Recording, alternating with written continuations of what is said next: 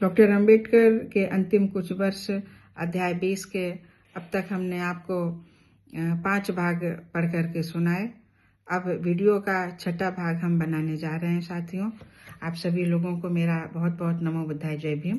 मैं संघमित्रा गौतम, लक्ष्य कमांडर, भारतीय समन्वय संगठन लक्ष्य, लखनऊ से।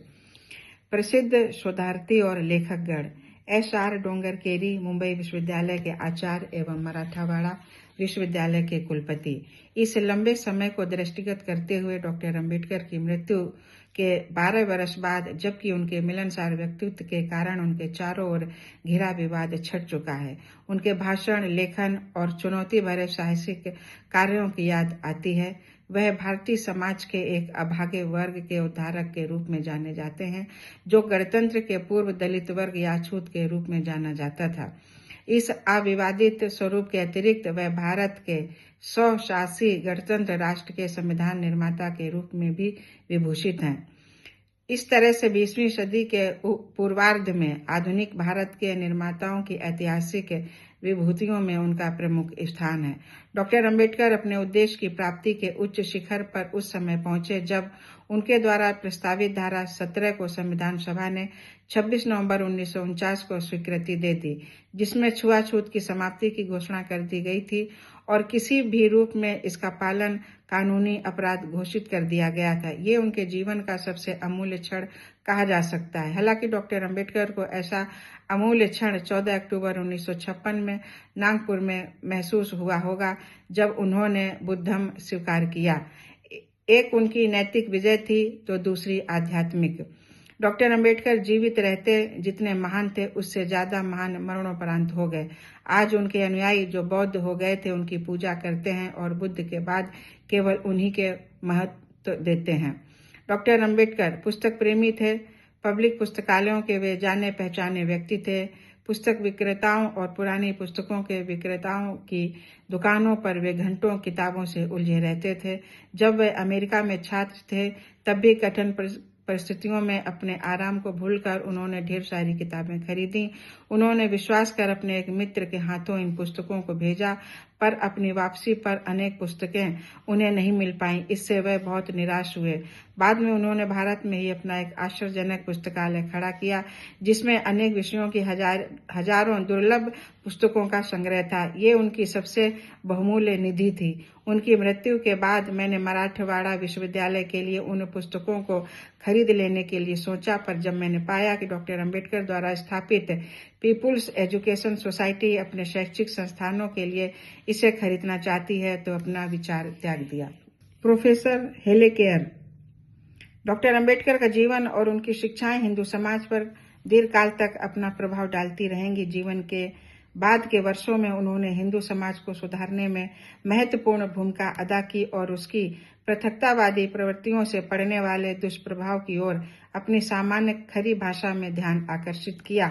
उनकी शिक्षाओं ने जन सामान्य को अज्ञानता की सुप्तावस्था से जगाया और ज्ञान के मार्ग पर चलने को प्रेरित किया। अपनी मृत्यु के बाद भी वे देश के करोड़ों लोगों के भाग्य निर्माण की मूक शक्ति बने हुए हैं। Doctor N.S. Christian. Baba Saheb doctor Ambedkar Buddha की तरह करुणा की प्रतिमूर्ति थे, जिनके जीवन में प्रेम को हम क्रियान्वित होते हुए देख रहे हैं। उनके बाह्य कठोर आवरण और तेज आवाज के नीचे प्रेम और करुणा से भरा हुआ कोमल हृदय था, जो समाज के उन लोगों के लिए धड़कता था जिन्हें हमारे देश के इतिहास के महत्वपूर्ण क्षणों में अत्यधिक आवश्यकता थी। वह मानव प्रेमी थे, जिन्होंने अपने अर्जित धन को महान कार्यों में व्यय किया और जिसका प्रमाण पीपुल्स एजुकेशन सोसाइटी जैसी संस्था है। यह संस्था उनके असीमित त्याग का एक अमर स्मारक है। वह एक सक्रिय नेता और खरे व्यक्ति थे, जो गौतम बुद्ध के नैतिक मानकों को पुनर्जीवित करने के लिए पैदा हुए।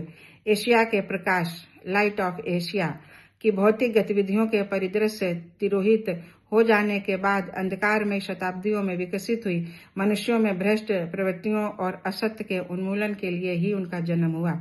मुझे बाइबिल में ईसा के संदर्भ में एक युक्ति याद आ रही है। यदि मैं पृथ्वी से ऊपर उठा लिया जाऊंगा, मैं सभी मनुष्यों को अपने तक ऊपर उठा लूंगा।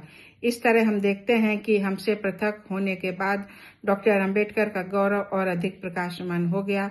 यहाँ तक कि जो लोग जीवन काल में उनके विरोधी रहे, वे भी उनकी मानव जाति के लिए की गई सेवाओं की प्रशंसा करते हैं। डॉक्टर अंबेडकर एक साहित्यिक विद्वान, महान शिक्षाविद, सक्रिय व्यक्तित्व, महान राजनीतिज्ञ, सुयोग्य सांसद, हमारे संविधान के लब्ध प्रतिष्ठित रचयिता, विशाल मानवता, दलितों शोषितों के नायक तथा हमारी मातृभूमि के महानतम अमर सपूत हैं। जहां तक भारतवर्ष के लाखों दलितों का सवाल है, उनके लिए वे महान उद्धारक और युग प्रवर्तक थे। प्रोफेसर जेपी मिश्र, इतिहासकार, विभागाध्यक्ष, बनारस हिंदू विश्वविद्यालय। स्वतंत्रता के तुरंत बाद संविधान सभा द्वारा रचित और स्वीकृत भारत के संविधान का स्वरूप तथा मानव भावना राजनीतिक संस्थाओं की न केवल ऊर्जा है, बल्कि उनकी उपयोगिता और क्षमता को भी प्रदर्शित करती है। यह उन मूल्यों पर चलने की राह दिखाती है जिसकी हम सुंदर कल्पना करते हैं। इस बृहद कार्य को करने में प्रारूप समिति के अध्यक्ष और विधि मंत्री के रूप में डॉक्टर अंबेडकर ने अनोखी भूमिका अदा की। उन्होंने रात दिन श्रम करके भारत का संविधान लिखा और उसमें स्वतंत्रता, समानता तथा न्याय की भावना का समावेश किया। डॉक्टर बीपी परांजपे, कुलपति पूना विश्वविद्यालय। डॉक्टर अंबेडकर भारत के दलित वर्ग के अधिकारों के प्रबल प्रवक्ता थे। दलितों के लिए किए गए कार्य ही भविष्य में उनकी महानतम उपलब्धि के रूप में सम्मानित होंगे। दलितों में अपने नेता के प्रति असीमित श्रद्धा, आस्था और प्रेम इन्हीं कारणों से है। ये जन्मजात योद्धा थे जो किसी भी घटनात्मक आघात को समान भाव से सहन कर सकते थे और चुनौती भी दे सकते थे। प्रोफेसर DR गाडगिल, प्रमुख अर्थशास्त्री। डॉक्टर अंबेडकर के देहांत से देश को अपूरणीय क्षति पहुंची है। वो न केवल अर्थशास्त्र, राजनीति विज्ञान और कानून के विद्वान थे, बल्कि देश के सामाजिक तथा राजनीतिक जीवन में उनकी उपलब्धियां शानदार थीं। मेरे मन में उनके प्रति व्यक्तिगत श्रद्धा है। उनके निधन से देश को भारी क्षति हुई है। N शिवराज, अध्यक्ष अखिल भारतीय अनुसूचित जाति संघ और डॉक्टर अंबेडकर के अन्य मित्र। डॉक्टर अंबेडकर के निधन से हमारे देश से एक लोकप्रिय और साहसी नेता चला गया। न केवल अनुसूचित जाति बल्कि संपूर्ण देश ने अपना एक मेधावी सपूत खो दिया। VG नायर, डॉक्टर अंबेडकर स्वतंत्र भारत के बेशक एक अग्रणी निर्माता थे। संवैधानिक नियमों की गहरी समझ होने के कारण उन्हें आधुनिक भारत का मनु कहा जाता है। उनके बुद्धम स्वीकार कर लेने से भारत में बुद्धम के इतिहास में एक नया अध्याय जुड़ गया है। साम्राज्य बनेंगे और बिगड़ेंगे, बड़े बड़े राजा और तानाशाह मिट जाएंगे, अंतरिक्ष पर विजय और एटम बम की खोज सब भूतकाल के धुंधले इतिहास में फीके पड़ जाएंगे, पर भारत के दलित वर्ग के निर्भीक नायक डॉक्टर अंबेडकर की जोरदार आवाज सदियों तक गूंजती रहेगी और पीड़ित मानवता की सेवा करने की याद दिलाती रहेगी। कई सदियों से कहीं एक बार ऐसा हो जाता है जब समाज की बेड़ियों से शोषित और पीड़ित लोगों की मुक्ति के लिए किसी महान व्यक्ति का आविर्भाव होता है, और यह कहना अतिशयोक्ति न होगा कि डॉक्टर अंबेडकर ऐसी ही महान विभूति थे जिन्होंने न्याय और मानवीय व्यक्तित्व की महानता को पहचान देने के लिए भारत में जन्म लिया। डॉक्टर अंबेडकर भगवान बुद्ध, महावीर और गांधी के ही क्रम में आते हैं, जिन्होंने हमें जीने की सही राह दिखाई कि हम सब एक दुनिया और एक परिवार के सदस्य हैं जो शांति और समाज के शांतिपूर्ण विकास के लिए प्रतिबद्ध हैं। उनका जन्म महाराष्ट्र की पवित्र भूमि पर हुआ। ये शिवाजी, तिलक और गोखले की जन्मभूमि है। डॉक्टर अंबेडकर सच्चे अर्थों में प्रथम भारतीय हैं जो अपने देश की प्राचीन सभ्यता और आदर्शों के हिसाब से सार्वभौमिक थे। अपने अनुयायियों को बुद्ध धर्म में लाकर डॉक्टर अंबेडकर ने हिंदू समाज को सफलता प्रदान की और इसके निचले स्तर पर खड़े व्यक्ति को सबसे ऊंची सामाजिक, धार्मिक और राजनीतिक स्वतंत्रता की सीढ़ी पर ले गए। MS रंधावा, कुलपति पंजाब कृषि विश्वविद्यालय। संविधान निर्माण में डॉक्टर अंबेडकर द्वारा दिया गया सहयोग अति महत्वपूर्ण है। वो एक विद्वान और बुद्धिजीवी थे जिसका हम सब सम्मान करते हैं। दलितों के लिए किए गए उनके कार्य अविस्मरणीय हैं। संतराम, अध्यक्ष जाति पांच तोड़क मंडल। डॉक्टर अंबेडकर दूरदृष्टि संपन्न, गहन चिंतक और महान व्यक्ति थे। दुनिया के महान व्यक्तियों की तरह राजनीतिक कार्यकर्ता से ज्यादा एक समाज सुधारक थे। जैसे कि गौतम बुद्ध, उन्होंने दलित शोषित मानवता के उत्थान के लिए अपना जीवन समर्पित कर दिया। वही थे जिन्होंने स्वतंत्र भारत का संविधान रचा और हिंदी को राष्ट्रभाषा के रूप में स्वीकृत करने की स्तुति की। उन्होंने अपना मंत्री पद त्याग कर जाति भेद को समाप्त करने का कार्य शुरू किया जो छुआछूत की जड़ और हजारों वर्षों से भारत की गुलामी का मूल कारण है। उनकी सामाजिक सक्रियता ने महात्मा गांधी और सरकार को विवश कर दिया कि अछूतों और पिछड़ी जातियों की मदद करें। वे मेरे व्यक्तिगत मित्र थे। पूज्य महाथेर N जिन रत्ना, महामंत्री, महाबोधि सभा, कलकत्ता। डॉक्टर अंबेडकर का नाम इतिहास में विशेषकर बुद्ध धर्म को पुनर्जीवित करने वाले महान बौद्ध नेता के रूप में स्वर्ण अक्षरों में अंकित किया जाएगा। डॉक्टर राम मनोहर लोहिया।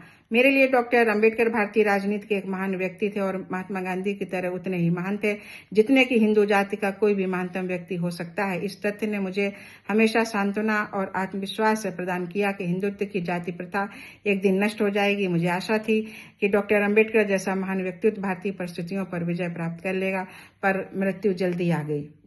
अब आप लोग अगले वीडियो का इंतजार करें। तब तक नमो बुद्धाय। जय भीम साथियों।